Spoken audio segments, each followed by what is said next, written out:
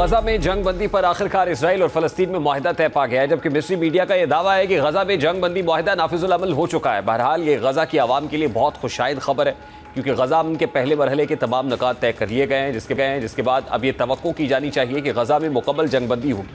پاکستان سمیت تمام مسلم اور عرب ممالک نے اس معاہدے کا خیر مقدم کیا ہے۔ اب جنگ بندی کے معاہدے کے نکات پر بات کی جائے تو ان میں پہلا نقطہ یہ ہے کہ غزہ میں جنگ خاتمہ ہوگا۔ دوسرا نقطہ جنگ بندی اسرائیلی کابینہ کی منظوری کے بعد ہوگی، پھر قیدیوں کا تبادلہ معاہدے کے باقاعدہ اعلان کے بعد ہوگا۔ معاہدے کے تحت ثالثوں نے جنگ بندی کے باضابطہ اعلان کا اختیار امریکہ کو دیا ہے۔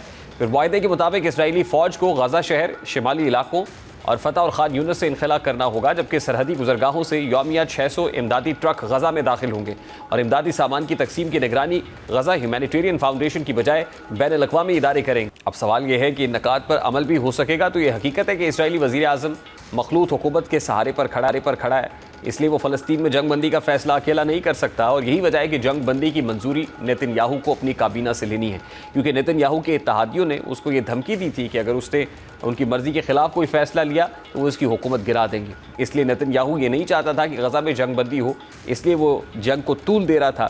ایسے میں یہ ممکن ہے کہ اسرائیل اپنی فوج کو غزہ میں ہی رکھے، اور یہ حقیقت ہے کہ امریکہ ہمیشہ عسکری اور سفارتی سطح پر اسرائیل کی حمایت کرتا آیا ہے۔ ایسے میں اسرائیل پر چیک اینڈ بیلنس رکھنا مشکل ہوگا، کیونکہ امریکہ اس کو بھرپور اعانت دے رہا ہے۔ اب یہی وجہ ہے کہ حماس فوری طور پر سرنڈر نہیں کر رہی۔ اب غور طلب بات یہ ہے کہ اسرائیلی فوج معاہدے کے تحت 2000 افراد کو رہا کرے گی، لیکن ان 2 سالوں میں 15,000 سے 17,000 افراد اسرائیلی فوج کی قید میں ہیں، لیکن اسرائیل زیادہ تر حماس سے تعلق رکھنے والے افراد کو رہا کر رہی ہے۔